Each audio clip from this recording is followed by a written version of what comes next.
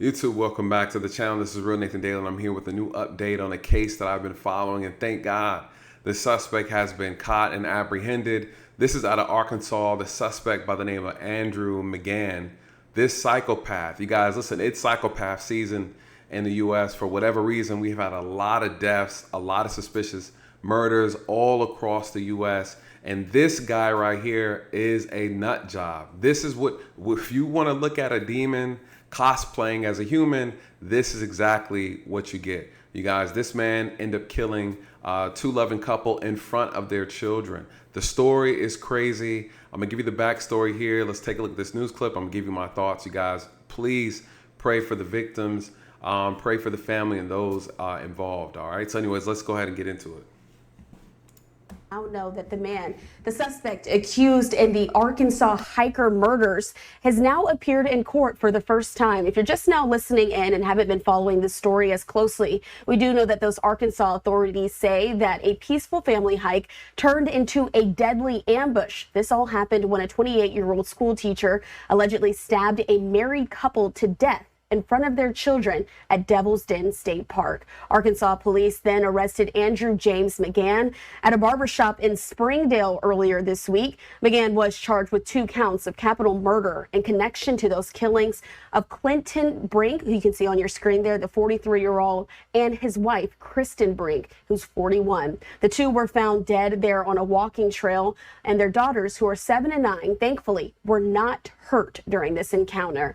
But ultimately, we know that McGann did have that first appearance inside of an Arkansas court yesterday. So for those who don't know, like kind of what happened, so apparently they were attacked. Okay, the father stepped in to protect his family. He's fighting off the suspect. He gets stabbed multiple times. The husband tells the wife to run off with the kids. She runs off, takes the kids to safety, and then she goes back to try to help the husband, and she ends up, losing her life as well during that encounter. You guys, this story is so tragic, man. So tragic. All right. I'm going to pause it here. Now let's dive into the backstory. That's kind of how this whole thing unfolded from the actual 911 call the date of the incident. All right. For circular first responders, stage for police, assault, possible stabbing, Devil's Den State Park. It was Saturday, July 26th. We're all sweeping the trail, me and I've got a maintenance person with me, interpreters with first aid kits trying to locate the family. At 2:40, a call came into Washington County Dispatch from Devil's Den State Park. There were 2 bodies on a trail. We responded to a call for service at the state parks. 2 young children were found and indicated that something had happened to their parents on the trail. 5 News was first on the scene, working to get information. 6 hours later, at 8:40 p.m., Arkansas State Police, or ASP, sent media a release confirming not only the murders, but also the manhunt that was underway for the killer. New information provided Thursday shows law enforcement from multiple agencies were fast to start tracking a suspect. A preliminary report even going into detail about a witness who told police they saw a man with blood on his face emerge from the trail and drive off in a black 4-door sedan. I want to thank the public for providing images and videos from cell phones, home, and business security footage that directly advanced this investigation. The information that was put out and the request for information back from the public. Hey, let me just say this to the public. I've solved a lot of cases because of the help of the public, you guys. Thank God for you guys who are vigilant, you're observant, you're aware of your surroundings, things don't look right. You record, you take pictures, you say something. You have no idea how much that helps, solve and break a lot of these difficult cases. You guys are the eyes and ears of law enforcement at the end of the day. And so you could be everywhere where we cannot be, right? Shout out to all those people who provided some type of evidence that led to the apprehension of this suspect. So great work, you guys. Directly resulted in this person being brought into custody. On Sunday, state police identified the victims as 43-year-old Clinton David Brink and 41-year-old Kristen Amanda Brink. 5 News confirmed the couple recently moved to Prairie Grove. They were hiking with their 7- and 9-year-old daughters during the time of the attack, who are now staying with family. Then on Tuesday, ASP released this photo of the potential suspect. On Wednesday evening, law enforcement said they found 28-year-old Andrew James McGann getting a haircut at Lupita's Beauty Salon in Springdale.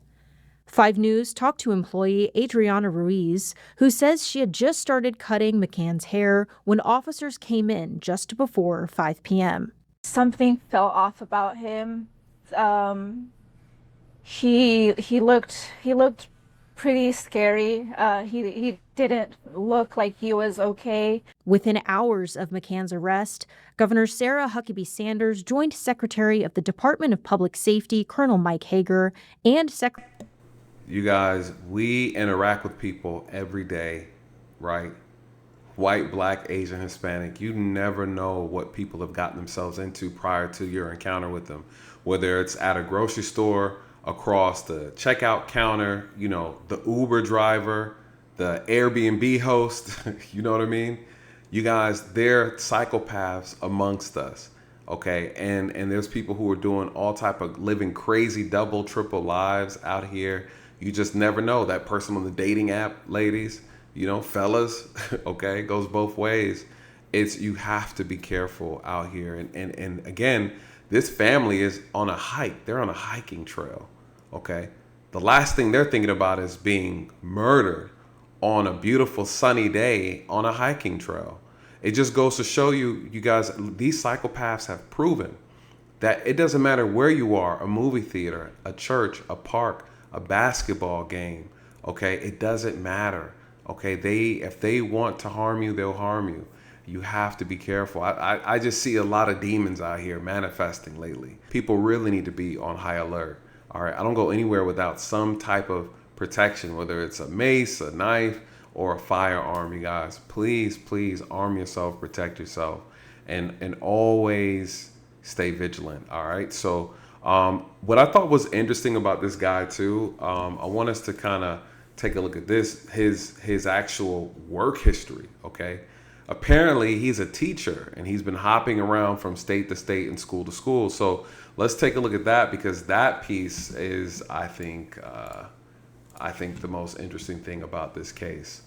And we do have some more information on his teaching career. The mother of one of his former students is speaking out, describing him as the most standoff teacher she has ever met. She also says you could ask him a question and he would give you a one-word answer. Overall, just pretty disinterested in his students. However, he was placed on leave and investigated for inappropriate behavior with his 4th grade little girl students.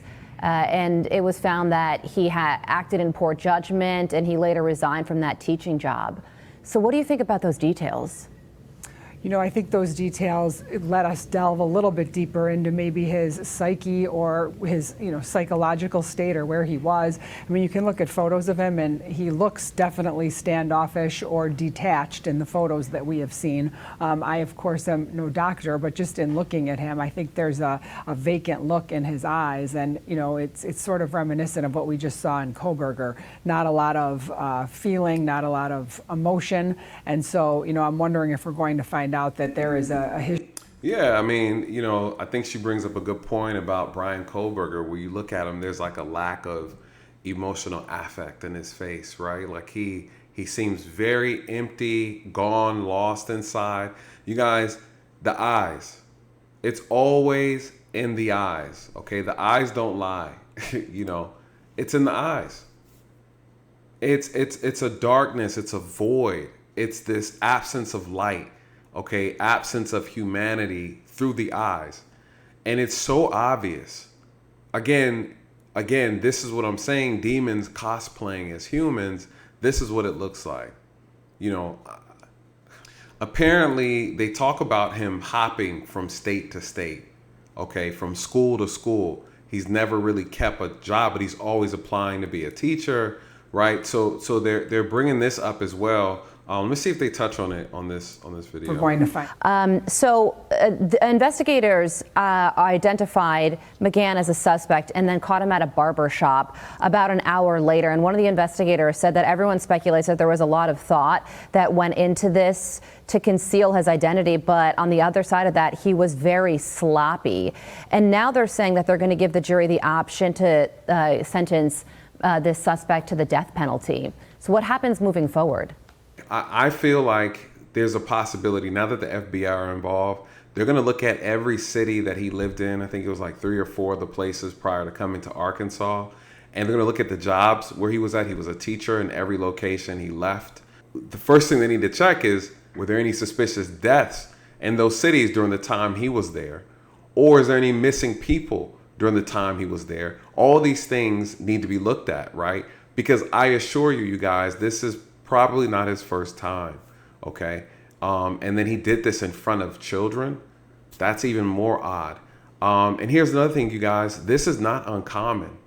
You know, ritual homicide is a real thing, you guys. People who are a part of these occult groups that go around looking for people to sacrifice children, to sacrifice and things of that nature for their spiritual beliefs in order to garner power, strength, and whatever else they do behind closed doors. So you got to be careful out here, you guys. These demons are out here to still kill and destroy. You know, please stay prayed up, protect yourself, and it's getting crazy out here. Another horror story, and again, I'm just glad that they found him. Let me know what you think below. Like, comment, share, subscribe. Good night. God bless.